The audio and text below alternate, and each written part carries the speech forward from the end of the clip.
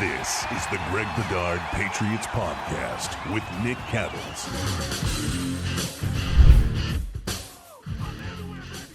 I don't know how many of us expected what happened on Sunday, but it happened on Sunday. Patriots beat the Bengals 16-10. We'll get into the game, offense, defense, special teams, all three phases. We'll talk about Jerod Mayo, new head coach. A lot to get to with Greg Bedard. But I remind you, before we get there, download the Prize Picks app today. Use code CLNS. Get $50 instantly when you play $5. That's code CLNS on Prize Picks to get $50 instantly when you play $5. You don't even need to win to receive the $50 bonus. It's guaranteed. Prize Picks, run your game. Also, take the guesswork out of buying tickets with Game Time. Download the Game Time app, create an account, use code CLNS for $20 off your first purchase. Download Game Time today. What time is it? Game Time. Greg, before we start with, what actually happened on the field, defensively, offensively, Jeremy Springer all hopped up on Mountain Dew thanks to what his special teams crew did on Sunday. Let's talk about the guy who runs the program, Jerod Mayo, debut as a head coach. Your thoughts on what you saw from him as a coach and also the locker room and the buy-in level and what the guys had to say about him. A couple things. I just in general, I didn't know what to expect out of these Patriots. New head coach, new offensive coordinator, new defensive coordinator, new special teams coordinator. What I did know of what I saw on the field, I thought that Jerod ran a really good camp that would have the Patriots physically prepared for this game. I think that obviously showed up and might have been the reason for their victory in this game over a Bengals team, which, I don't know, let's just call it, they're a little soft, and Jamar Chase has barely practiced, and T. Higgins was out and all that stuff. So I definitely was confident that the Patriots would be physically prepared. I figured they would tackle well. Who knows how they would block, whether they would hold up in the running game. But, I thought they'd be physically ready and probably ready to go the distance more than the Bengals, which I think played out. But I will say, and I think, Nick, it didn't really hit me until I was listening to Brian Hoyer and David Andrews are doing a podcast now. Yeah. I think it's called Quick Snap, which is really cool. Two guys that I really like, who I've covered, having a current player on there to talk about things that never would have happened when Bill Belichick was here. A current player there are multiple players, I think, doing in-season podcasts now. But there was something that stood out to me that made me, going into this game, sort of rethink things a little bit. So Brian Hoyer talked about Bill Belichick, and, we all know about the infamous sort of film sessions that the team would have. And basically it was like a low lights thing where, Bill would be like, he'd even chew Brady out about God damn, the freaking quarterback at Foxborough High could make this play, Brady, that sort of thing. And, we all knew about that. And that was a part of life all the way until the end here with Bill. So Brian was talking about Brian was in Las Vegas with Josh McDaniels. And we all know how that ended up going for McDaniels. But Brian said something along the lines of, if Bill was a 10 in terms of that stuff, that low light sort of video thing, McDaniels was like a 2, in Vegas compared to Bill. Yet he still saw especially the younger players getting negatively affected by that sort of negative reinforcement, corrections, calling people out sort of thing. And that's when I sort of dawned on me that maybe Mayo's onto something here. Maybe, I certainly, have liked some of the things he's done, not liked some of the things he's done. But I think, in the, the vibes. So, I've even made fun of it. We want the vibes to be well and all this stuff. But then when I heard Brian say that, it put it in a different perspective for me. And I was like, maybe Mayo's onto something. That, being partners with the players, understanding how they feel, putting an arm around them, telling Jacoby Brissett that he's going to go win a game today for the team. maybe there is something to that. And I think what we saw on Sunday, at least for 1 week, and again, it's just 1 week, and we talked about it, opening weeks are funky, and they're no indication of what's going to happen. Right. But for 1 week, I think what we saw was on the field, pretty much the way the Patriots played and went about things was the Belichickian way. Yeah.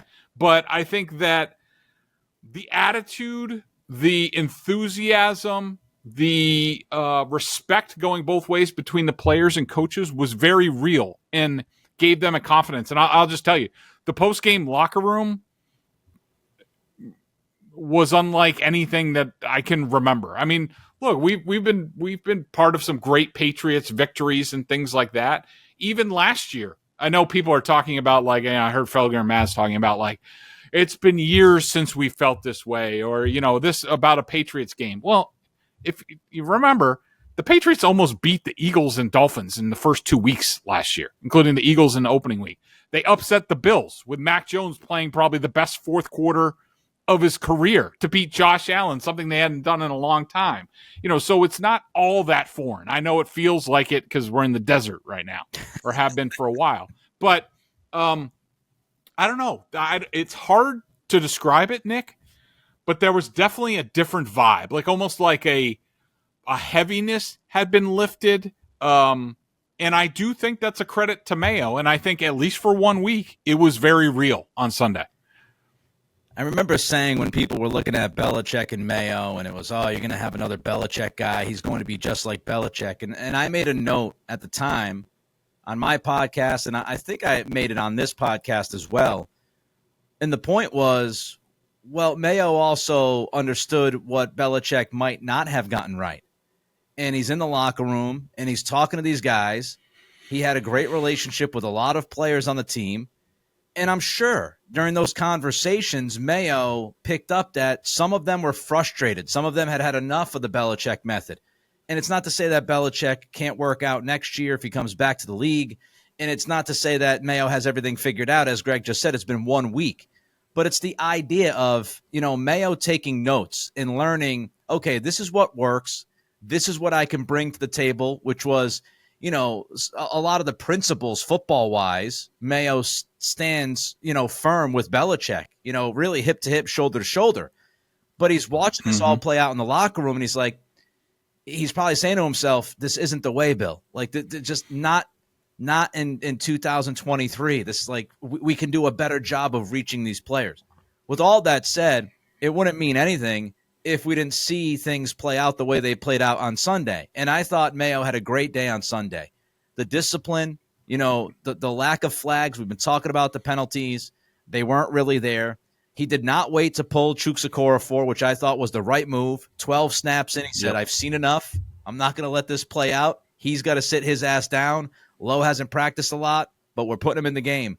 And I also thought, the end of half clock management, Greg. It seems like a small thing, but in the preseason, Jerod struggled with some of that stuff, not taking timeouts, going to halftime with timeouts in your back pocket for no good reason. I thought he played the clock perfectly at the end of that first half, gets the field goal. You go in at halftime, getting the football back to start the third quarter. I thought there was a lot of things as far as what we saw play out, the physicality, the preparation, playing aggressive, playing fast, playing smart on offense. It all made sense, and it all fell into line, and I think what you just mentioned, it has at least some to do with it, that these guys believe in their head coach. They think that the head coach is looking out for the best interest of them and not necessarily himself, and they picked up what he was putting down week one.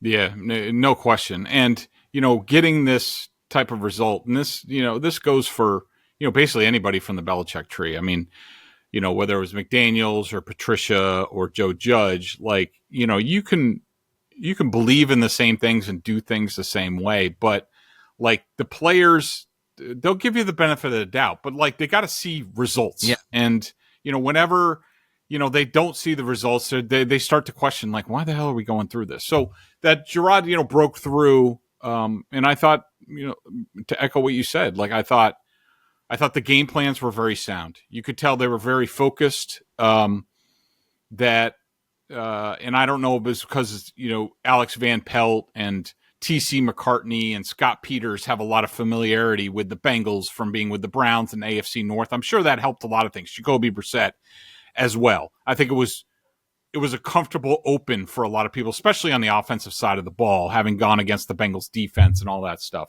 So it might be a unicorn in a lot of ways. We'll see when they take on Seattle on Sunday.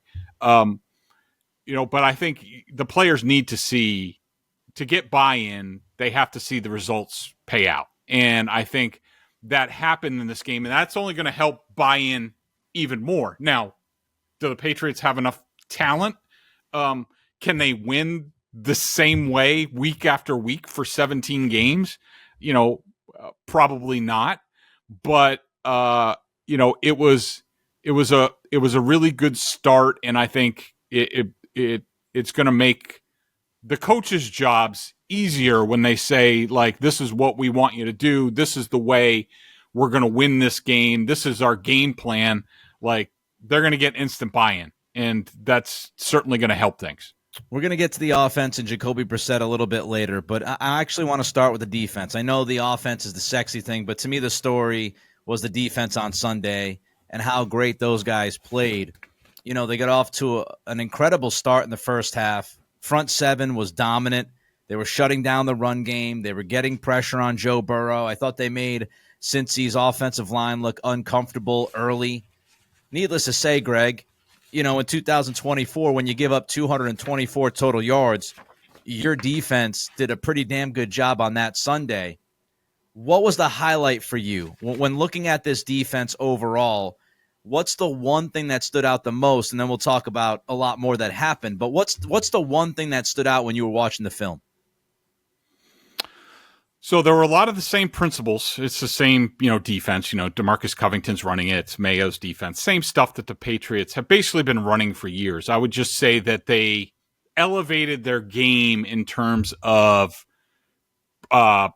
pre-snap looks and post-snap coverage looks. I would say they took it to another level. We've seen it before, interchanging. We've seen Jonathan Jones or Marcus Jones end up at safety, and, linebackers end up at cornerback, and, all those sorts of things. But I thought DeMarcus Covington took it to another level in this game. And live, I thought that caused Joe Burrow a lot of indecision, and I'm sure it didn't help, but on film, it wasn't quite as evident. It just seemed like Burrow was just resigned to taking the checkdowns, all day. And of course, making a good quarterback with a good receiver take checkdowns.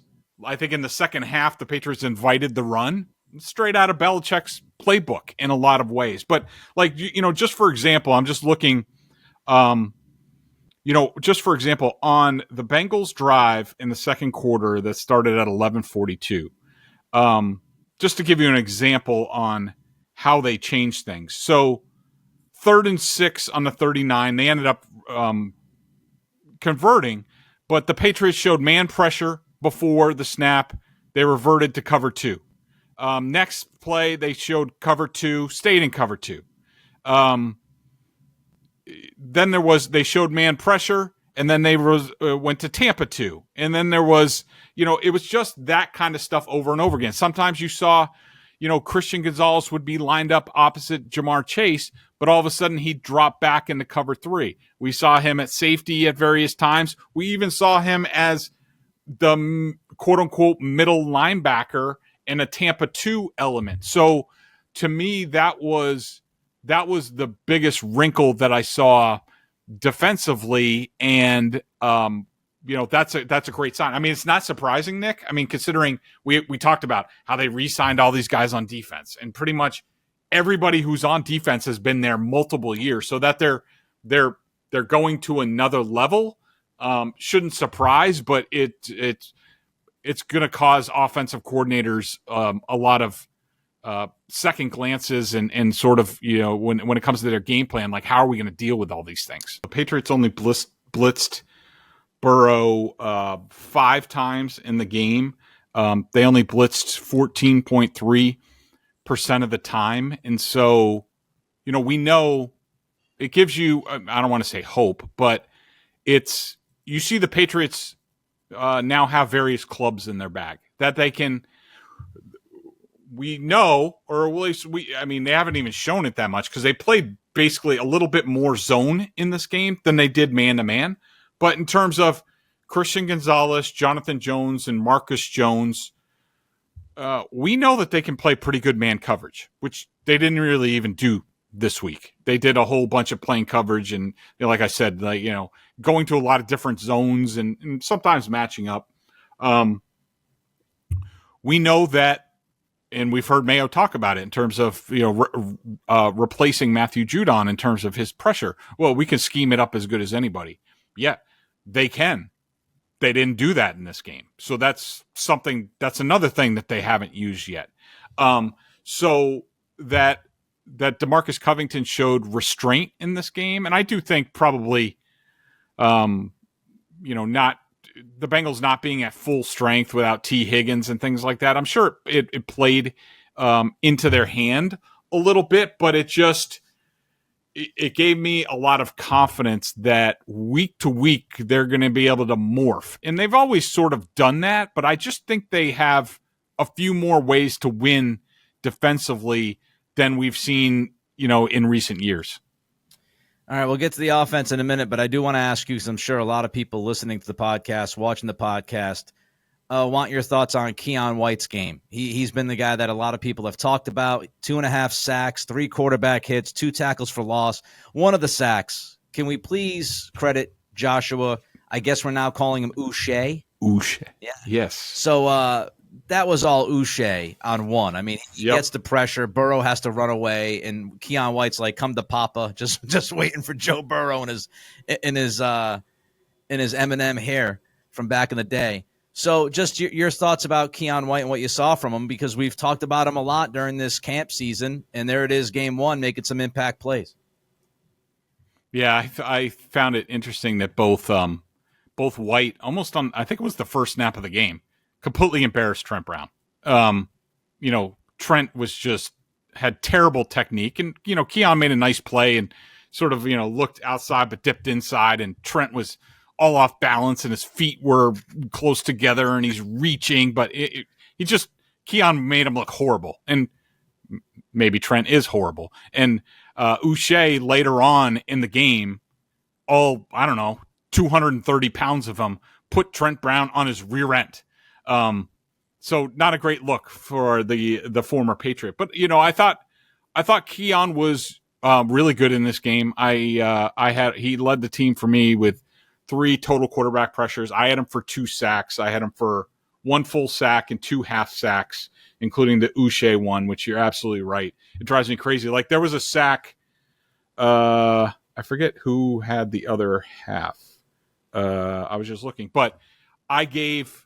It might have been a Keion White play, but do you remember, Nick? Do you remember the play when it was one of the few times when Zach Taylor actually showed some creativity and had Jamar Chase came in motion and then went into the flat? It was a 3rd down play, and it was almost sort of like jet motion or whatever. Jalen Hawkins did a tremendous job. Now, Christian Gonzalez was out there on whoever the other wide receiver was out there. And I think Gonzalez was running with Jamar Chase across, and Jalen Hawkins was on the wide receiver there. And Hawkins actually came up and took Chase. And the whole play was designed, and it was third pretty short, 3 or 4 yards. And the whole play was designed just to get a rub, and Burrow was just going to throw it out to Chase. He was going to turn the corner and go up the field. And Hawkins stepped up and took that away, and Burrow had no other options, and he took a sack. So, there was a lot of really good team defense, but just specific to Keion, I thought he was really effective. I will say he wasn't quite as effective when he had to put a hand in the dirt, playing defensive end, especially late. He was part of the reason he got blown off the ball when they scored that rushing touchdown.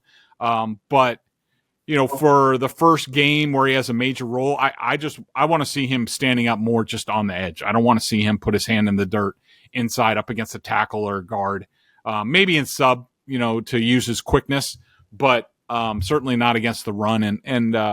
But I thought, really good. I thought him and Uche both of them really, they were responsible for more than half the pressures the team generated. It wasn't a huge pressure day for them.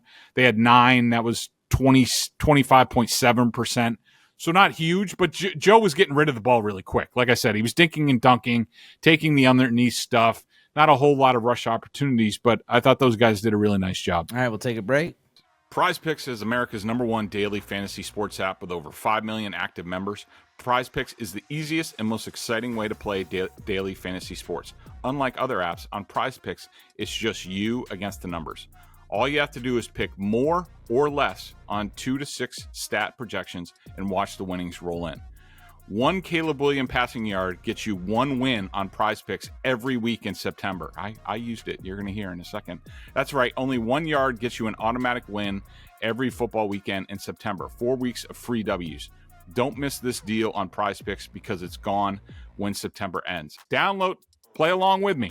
Download the Prize Picks app today and use code CLNS and get $50 instantly when you play $5.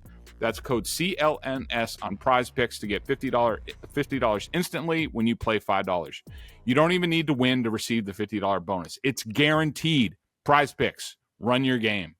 Let's move to the sexy side of the football, Greg. Everybody wants to talk about offense, and Jacoby Brissett. First, want to ask you, Alex Van Pelt has taken some criticism before they even played a game that mattered. Doesn't mean that Van Pelt's going to be awesome. Doesn't mean he was even awesome on Sunday. I give everybody the benefit of the doubt until they prove they can't do the job. So he's out there. First game, you mentioned against Cincinnati. There's obviously familiarity with that because he was in Cleveland the last couple of years. But 30,000-foot view, how do you think AVP did his first day on the job play calling a game that mattered? Since 2009.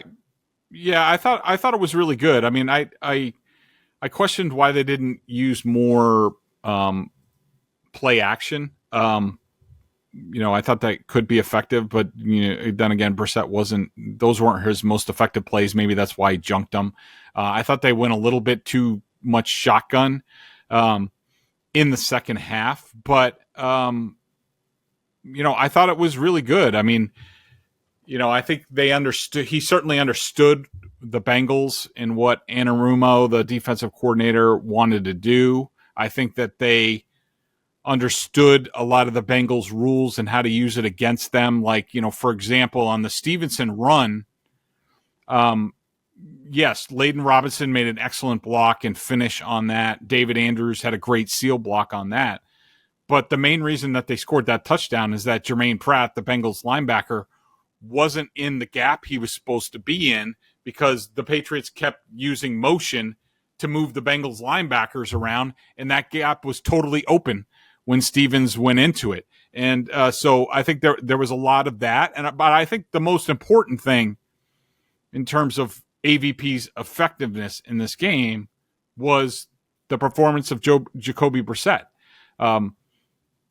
I don't know if I've ever seen Jacoby play this way, to be as decisive as he was, to largely stay out of trouble, not take sacks, get rid of the ball, take care of the ball. Now, there was the Hunter Henry play in the end zone that, had shades of Mac Jones written all over it until Hunter Henry played defensive back. But if this is an example of, and again, this could just be Jacoby knows the Bengals as well, so maybe this was just comfortable for him. But if this was an example of how AVP, Ben McAdoo, TC McCartney, Evan Rothstein, as I wrote, a partridge in a pear tree in terms of their QB collective over there, if Jacoby playing this way from what we're used to in his career, and keep in mind, this is a guy that has a 7.5% career sack rate. Dating back to his rookie year, that's 7th in the league, 7th highest. So this is a guy who takes a lot of sacks and holds the ball and is late with reads. Didn't see much of that on Sunday at all. And so if this is indicative of how they can coach up players, coach up the quarterback, I mean, not only is it a good sign for the offense, but it's a good sign of the present offense. it's a good sign for what they're doing with Drake May and developing him down the road. So I would say, look, nobody's going to write home with, 121 yard passing yards, 75.2 passer rating, 39 runs, 170 yards. I do think it's a feather in his cap that Stevenson was like, well, let's not run wide zone anymore. I don't want to run that anymore. Pretty much saying like we stink at it. Can we just go to gap? And that's what he did. And that basically like sealed the game at the end. So I would say in all sorts of areas, not fireworks or anything like that, but a good productive day for the offense, the quarterback, and that's a credit to the offensive coordinator and the rest of the coaches on that offensive staff. A level of humility from your offensive coordinator to take the advice of the running back and say, all right, let's go with what he's comfortable with, and he might end up being right, and he probably is right, so let's make the pivot and let's do what he's comfortable with and get the most out of our best player today.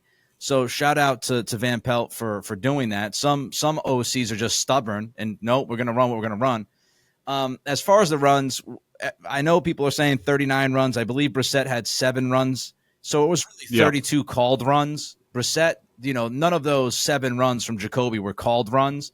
So I think the balance was a little bit closer than people realize because they look at that end number and see 39 rushes. I think there were 29 dropbacks, I believe. So you got 32 called runs, 29 dropbacks, pretty even. I did think that Van Pelt, and I know Andrew Callahan at the Herald wrote about this a little bit in his story today. I did think they got a little too conservative, especially in the second half. And, the first 3 drives of the second half, they had less than 5 minutes time of possession. So I would have liked to see them be a little bit more aggressive. Now, the first drive coming out of the half, people will remember, they took the shot to Tyquan. I didn't hate that because I think that was kind of a warning shot from Van Pelt to make sure since he honored them and they came out of the locker room saying, we're going to take a shot downfield so since he doesn't get too comfortable. But I thought overall Van Pelt had a good day. Brissett had a good day given what he had, the circumstances. He had one bad throw, the throw to Henry. He had 3 or 4 misfires. He missed Osborne high. He threw high to Pop on a 3rd down. He wasn't flawless, far from it. But as you mentioned, Greg, the poise, the toughness, the decisiveness for most of the day did not turn the football over. This coaching staff, the decision to sit Drake May at the beginning of the year, you saw why on Sunday, because you had that veteran steady presence and a guy who just managed the game and did enough for you to walk out with the W. And I'm not sold that Drake May would have been as cool, calm, and collected on Sunday as we saw Brissett, especially when he's getting, people around him and he's gonna break those runs. So I thought the coaching staff, they looked good on Sunday, making the decision at quarterback. Yeah, 100%. And, Nick, even if you add in the struggles of the other first-round quarterbacks on Sunday, I mean, Bo Nix was terrible and pressured a lot by the Seattle team that the Patriots – the only team that had more pressure, the only team that so the Bengals – against the Patriots offensive line had the second highest pressure rate. I think it was like 47% or something like that. I had them actually for more, 51%. Well, I'm sure we're going to get into that in a second when we talk about the offensive line. But the Seahawks had the highest pressure rate against Bo Nix, and Bo was not good. Caleb Williams was terrible. Jaden Daniels wasn't great either. And you sort of look at it in that context, and you're just like, see, this is why you sit the kid.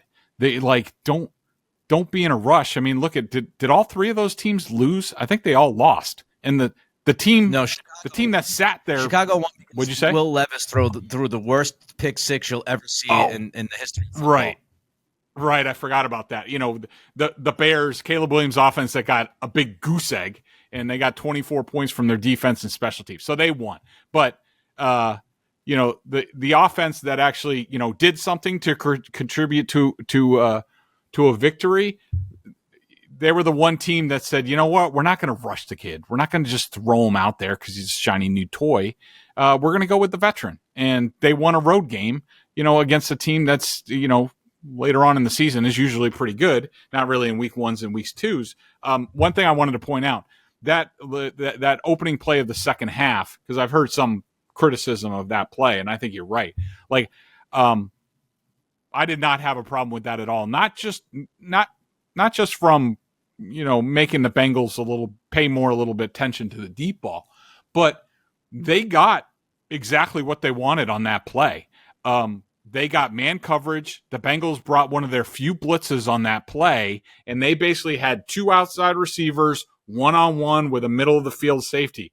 I just thought Jacoby threw it to the wrong place. He went to Tyquan. I thought Polk had a step on the other side of the field. I thought Polk probably was the one receiver that got open a little bit more than the other ones. That was also a play where I didn't understand, why not just go play action? Like, they didn't do play action. He just dropped back.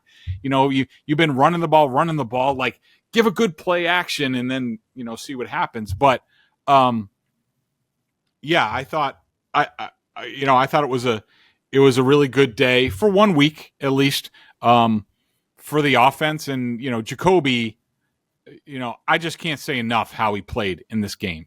I was extremely impressed. Was it perfect? No. But in terms of what he had to deal with, being pressured on like half of his snaps, the first downs and the yardage that he picked up instead of taking sacks. Probably Jacoby a couple years ago might have taken 5 sacks in that game, and that might have been the difference in the game. Instead, he was making plays, moving the chains, getting him in the third manageable, hitting some big third down plays. As you said, comparing him to, if they played May in this game, twice Layden Robinson didn't just let a free runner come in right at Jacoby. And I think both times he completed the pass, including one time to Austin Hooper when, 2 guys came free. Jacoby knew exactly where to go with the ball. Hooper was hot. They get a big gain, and, here they go. But, Jacoby, he was, in terms of the way I grade games, and a lot of it is just about decision-making, and did they make the right decision? Did they hang in against pressure and things like that? This was the highest graded game for a Patriots quarterback that I've had since Mac Jones's rookie year. I was just incredibly, and that also includes the stuff that he did with his legs. Obviously, it wasn't perfect. He left some plays on the field. He left a big third down play when he threw high to KJ Osborne on that check down. He was a little too quick with that one. He had Pop coming open for a big play, and he kind of bailed a little bit early. But overall, my hat's off to Jacoby Brissett. That was one of the toughest performances, under duress that I've ever seen in my career covering the NFL. Greg, tell the fine people about Game Time. It's that time of year. It's football season. It's getting a little chilly out at night. It's just football. You can smell football in the air. And to be part of it, you got to be there. You got to be at the game, whether it's college. BC's doing a good job with Billy O. Go up to the Heights, take in a game, or, get down to Gillette to watch the Patriots. And to help you get there and get the best deal, you got to go to Game Time. Game Time has a new feature called Game Time Picks that makes getting tickets to see your favorite teams play live even easier. Game Time Picks fill out the fluff to show you only incredible deals on great seats, so you don't have to waste time searching through thousands of tickets. I love the all-in pricing. You just click a button, you see it, you know the fees that you get at other places where you're just like, holy cow, this is like double the amount that I thought I was going to pay. You just need to click that button. You'll know exactly what you're going to pay. No surprises at the end. Seat views, it's a must for me. Get panoramic views from your seat in the app before you buy. I need to know what I'm looking at, where I am, what sideline, whatever. I need to know the information. I was just looking through the app. Look like some really good deals for me, for Patriots at the Jets Thursday night. I know you got to deal with Jets fans. Just stay out of the third level. There's some good deals in the second level. That's a lot safer. I've been there a lot. But go check out the deals over there. Take the guesswork out of buying tickets with Game Time.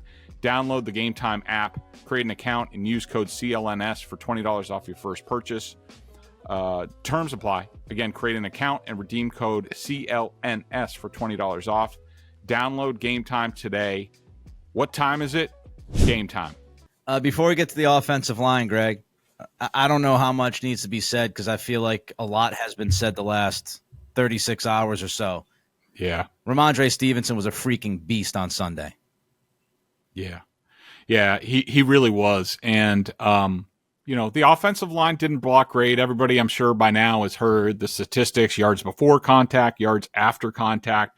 Some of that is a little bit misleading because some of the stuff that they did in the run game, especially late, the gap and the duos, a lot of those schemes leave, actually, every running play leaves one unblocked guy for the back to take care of. And the line between good to great backs and just a guy is a guy who doesn't break any tackles and just gets tackled by that one guy that's their responsibility.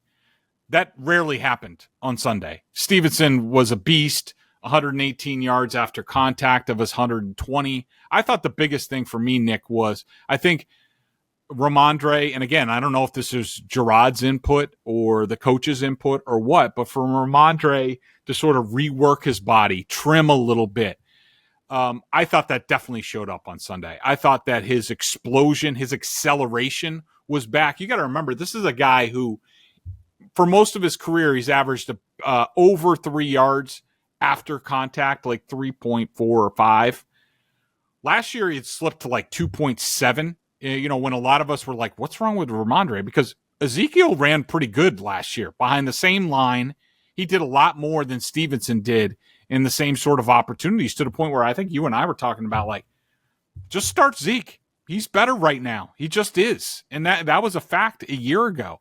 But Rhamondre made some changes, and for him to be like 4.8 yards per contact after 2.8, to me was really indicative of not only is Rhamondre back, but he might be better than ever. And now they just got to figure out how to manage it because, he cannot carry the load that he did on Sunday. 25 carries. He had another 3 touches in the pass game. He can't do that. We've seen when they've relied on him a lot, when Damian Harris went down and, all those guys take a beating. Maybe if this is going to be their identity, maybe they do have to think about adding another running back to the roster. But yeah, not only is Rhamondre back from week one, that it looks like from week one, he might be the best that we've ever seen him. It's like a movie trailer. Mondre's back, and Mondre's better than ever. One quick note on the running backs. Antonio Gibson was dinged up. He was questionable going into the game, so maybe they didn't give him as many touches as he's going to get moving forward as long as he's healthy. So that could have been a management situation. All right, let's get to the offensive line. I tweeted out yesterday, and look, I'm the guy who's been sitting here saying, as a lot of people were saying, this offensive line is going to be an absolute nightmare, disaster, blah, blah, blah. I want to see it unfold. I believe they have at least 3 good offensive linemen at the NFL level. I believe they can get to 4 good offensive linemen by week 5 or 6. I stand by that. But I tweeted yesterday at Nick C Radio, for the smart people who want to follow me. There was a little bit of hyperbole coming out of the game on Sunday about the O-line because, I'm watching and I'm saying, man, Jacoby ran 7 times, not because he wanted to run 7 times, because he had to run most of the time, because he had to. And obviously, Chooks gets benched after the first 12 snaps of the game, which is not what you're looking for from your starting left tackle. Let me start here, though, with Chooks. I saw you write about this, and I agree with you. Jerod Mayo, I think, told the whole world what's going on with Chooks Okorafor. The head coach, Greg, does not think it's a talent problem. And you've said this the last few weeks. Mandatory minicamp, there were a lot of good stories about Chooks. At one point, you said the coaching staff loved what they saw from him. Then you get into camp, you get pads on, and it seemed like he fell off a cliff. But it's the coach is saying he's got all the talent. He's got the talent that he needs. What's going on with Chooks? Does he just not have the TikTok to play this game at a level that he should be playing at? Yeah, I don't know for sure. I can just give you my opinion, and and I do know that he he balked at going over to left tackle, because that was one of the big questions. They get to training camp, we're like, why isn't a core for at left tackle? I'm told that was a lot of his doing. I just don't know how much I would put it this way. I'm sure he likes to play football, and I'm sure he's he seems like a good guy. I just don't know how much he loves football. And this is not just a New England problem. I think this was a problem in Pittsburgh as well. And this is part of the and I think you were exactly right. And I hadn't thought of it, Nick, with the earlier point that you made about like the decision to quickly bench him after like 12 plays mid-series and go with a guy in Bedard Lowe who had practiced like once in the previous 2 weeks. In the Commanders game when he kept lining up wrong, people were screaming like, why don't you bench him and stuff like that? And I was just like, well, it's a preseason game. They're trying to get snaps on film and try to see if is this going to work or not work. So you can't really bench a guy. A preseason game is not a place, but I did say, if it happens in a regular season game, I can almost guarantee you that they're going to bench him. And, that's exactly what they did. And I think largely it was, look, Chooks he played 12 plays. He gave up 3 pressures, and I had him for 4 minus plays and 12 plays. Bedard Lowe wasn't a whole lot better, but on a per snap basis, he was, 50% better. He gave up 5 pressures and was a -9 in 52 snaps. And so, as far as effectiveness rate, he was twice as good as Chooks Okorafor. Certainly wasn't perfect, but I think what we saw out of the offensive line and Layden Robinson, I think so far what we've known from, when I was telling you, like, this guy's coming on and he might be your starter at right guard with some of the stuff that I saw in practice and in the preseason, pretty much so far. And look, it's one regular season game and 3 preseason games in, pretty much what you get out of Layden Robinson is you'll get a handful of really freaking great plays where you're just like, it makes me giggle on film, Nick. When I see some of his finishes and like how he's a madman. He's like sort of like the Joe Mazzulla of like guards. Like I just start chuckling. Like it's hilarious. But so he has those handful of plays. You're just like, God damn, that kid's got something. Then he'll have a handful, 5-7 plays where you're just like, oh boy, he's a rookie and he's going to have to learn. But, really when it came down to it, David Andrews, Mike Onwenu, and Michael Jordan, who I think we talked on the pod, it did not surprise me that he was elevated and started at left guard. I think he is probably their best zone blocking lineman. It surprised me that they cut him after making claims, but thank goodness they were able to get him back on the practice squad. I wouldn't be surprised if he's not signed to the regular roster very soon for the rest of the season. Maybe they have 3 weeks worth of these elevations that they can do. And I even heard David Andrews on his podcast talk about how good Michael Jordan was like all summer. And I completely agree. And so, you'll get City back and, who knows about Cole Strange, but so Andrews, Onwenu, and Michael Jordan, were all really good in this game. Really, really solid. Left tackle was kind of a train wreck, and Layden was a rookie at times. But I think that's about what we expected. And, like, if Layden can continue to improve, and now they know, all right, it's going to be Bedard Lowe starting at left tackle, I would assume, and Chooks goes to being, like, sort of the swing tackle type of guy, then now they can concentrate on helping left tackle. Be like, all right, this is where we really have to worry. Yeah, we got to watch David. You got to watch Layden a little bit more on, delayed blitzes and things like that. But I think after this week, I think you can see it. And this is why I wasn't up in arms about the personnel on the offensive line. I was like, I think they can piece it together. And I think even though this wasn't good with a 51% passer rate and, pressure rate and the run blocking issues and things like that, like I was more encouraged at the end of the day, but certainly it has to get a lot better. But I think there's something there for them to work with. Yeah, I agree with you on that. I'm going to stand by it. And look, they might end up being awful at the end of the year, but I'm going to give them 4 or 5 weeks to figure out the pieces. I do think they have the pieces to get at least 4 of the 5 guys up front to be good. Decent, good, whatever adjective you want to use. And then as Greg said, you help the left side. Before I get to just a couple more things before we bounce, I did want to ask you, you kind of just mentioned, then they can start helping the left side. I was surprised how much the left tackle was left on an island against Trey Hendrickson.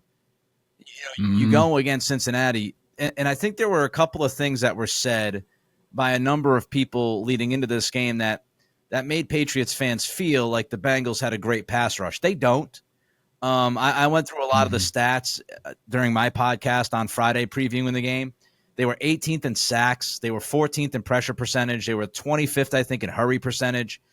They don't blitz a lot. What they do is they try to make you guess who's coming. They don't send a fifth and sixth guy an awful lot. They just don't. They make you guess. Yep. So I was surprised that we saw Hendrickson a lot, who really is the only dude. I know Hubbard's okay, but I was surprised they went one-on-one so much at the left tackle. Is that because of what you just mentioned, that they don't feel like they can trust enough guys on the offensive line, so they couldn't devote as much help to the left tackle? It's a good thought. I don't think that was it. And again, something else I got from the Hoyer and Andrews podcast that I haven't quite gotten through because I think it was just released today. But David Andrews mentioned something about, and this is why another reason why you let Drake bake and just let him sit and listen and learn. Because in the plan for this game, Andrews made some sort of reference about like Jacoby at one point said, and he knows these guys. He knows Hendrickson and Hubbard, and Onwenu basically, erased Hubbard in this game. He had like 3 pressures, but he wasn't very effective. Normally, Sam Hubbard's a lot more impactful on a game than he was, and so kudos to Onwenu at right tackle. But that Brissett said something along the lines of, "It's fine. Just let him rush up the field. I'll step up." And so I think having confidence in David Andrews and Michael Jordan especially, and I think the plan was to let those guys go up the field and try to keep the middle of the pocket clean. And I think that's what you saw a lot in this game from the plays where Jacoby took off and made plays with his legs. To me, this was a veteran saying like, you know what, let's not worry about helping him. I know these guys. I know Hendrickson. He's going to rush up the field. Just let him do it, and I'll take care of the rest. And that's what happened. And can they do this every week? Probably not. Mike McDonald and his Seahawks team are coming to Gillette with a formidable pass rush. The best in the league last week, and at least 2 dynamite corners out there. But for 1 week, Jacoby said, "I got this," and that gives you a lot of solace having that veteran guy there. All right, we got 3 likes, 3 dislikes coming from Greg here as we get ready to wrap things up. Before we do that, I do want to mention Jeremy Springer, one of the greatest press conferences I've ever witnessed in my human life. Was that today? I'm talking about the one when he was hired, when he first came in. He was like, he had the energy of like Adam Gase's eyes. Remember when Adam Gase had his press conference? Springer was like ready to jump across the table and tackle people during his introductory press conference. I'll just say this, man. There was a lot of talk about special teams by Bill Belichick, and for a long time they were great. Last couple of years they sucked out loud. I don't think anybody missed Cam Acord on Sunday. Special teams was fantastic. Schooler was a beast. I thought the coverage was great. You obviously had the Cardona forced turnover, which was awesome. And you had actually a kicker that made kicks. So that was good to see. Yeah. So shout out to special teams. But I do want to get to the 3 likes, 3 dislikes. First, I want to let you know, check them out. BSJ, Bedard, Giardi, tag teaming on the Patriots with film, best sources around, and give you the most accurate reporting of your football team this season. You also want to download a couple of apps for us. You start with Prize Picks, and here's what Prize Picks, what they're doing. Use the code CLNS. Get $50 instantly when you play $5. Again, it's CLNS on Prize Picks. $50 instantly when you play $5. You don't even have to win to receive the $50 bonus. And also check out Game Time, our friends at the Game Time app. Create an account, use code CLNS for $20 off your first purchase. Download Game Time today. As I mentioned picks, I do want to just note this, and I'm sure we'll talk about it a little bit more as we preview the Seahawks later in the week. But Greg and I both 1-0 on the season, so good start for us. We both took the Patriots with the points. We both went with the under, which was at 40.5. So we both hit there at 1-0. So good start for us. All right, Greg, quickly, as I get ready to go to dinner, I'm sure you're doing the same. 3 likes, 3 dislikes. Start with the dislikes. Let's start with the bad so we end with the good. So I have my concerns about the run defense have not been alleviated. I thought the Bengals should have run a lot more. Their running game was one of the most efficient in the league this week. They just didn't do it till it was way too late. And we saw the Patriots add a defensive tackle to the practice squad today. I think they realized they have an issue there. So that's going to be a growing concern for me. And we got Kenneth Walker coming in here this week. We'll see what happens. Of course, the Patriots were more worried about playing coverage against Joe Burrow and Jamar Chase than the running game. So, this will be a good test for that. Number 2 worries for me, the lack of separation in the passing game by a lot of the receivers. I think this is going to be a big challenge. I think this is why you saw Elliott Wolf try so hard on Calvin Ridley and Brandon Ayuk, because they need somebody that's gonna get open a little bit easier. And I think they held Pop back a little bit in this game. I didn't think they wanted to show everything in this game. And we know Pop's going to be effective. I wish I knew my parlay, by the way, because I was doing a 2-player parlay. I went over 60 yards for Rhamondre on the ground. I went over 40 yards on receiving yards for Pop. I was pissed. On Sunday he didn't get 40 yards. Anyway. Yeah, I would blame the pressure on Brissett more than anything, not letting because I do think there were a couple of opportunities for Pop to get the ball, but Jacoby just didn't have enough time.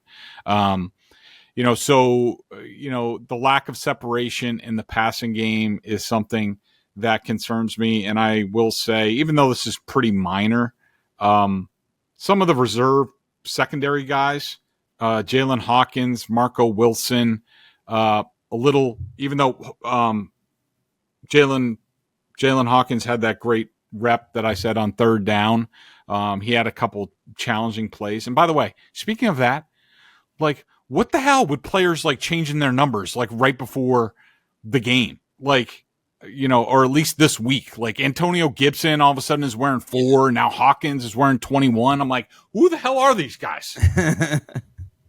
All right. 3 likes.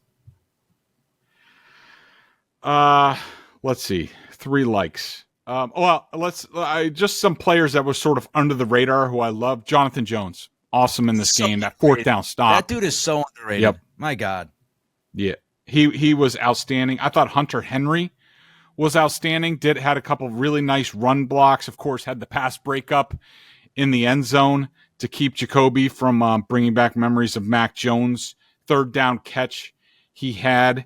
And who else? Jelani Tavai had a huge, awesome run stuff where he just got rid of the blocker and made it, and then he had that. The Bengals were about to convert on 3rd down with, I think it was to Gesicki in the red zone, and Tavai got a finger on it and led to it being an incompletion. So a couple of huge plays out of Tavai as well in this game. Shout out to Duggar, too, who made the play on Gesicki in the end zone, didn't give up on that play, and he also was the reason why they got that fumble at the half-yard line, because I don't know what the hell Tanner Hudson was doing with the football. But jeez, what a jackass. Thanks a lot, Tanner. How about that? Tanner Hudson. All right, he's Greg. You know him. I am Nick. You might know me by now. We'll be back later in the week. We'll preview the Seattle game. Should be a lot of fun. A lot of different things. What we saw on Sunday, Seattle's got a lot of different elements than the Bengals do. So should be fun jumping into that one. Until then, be well, everybody.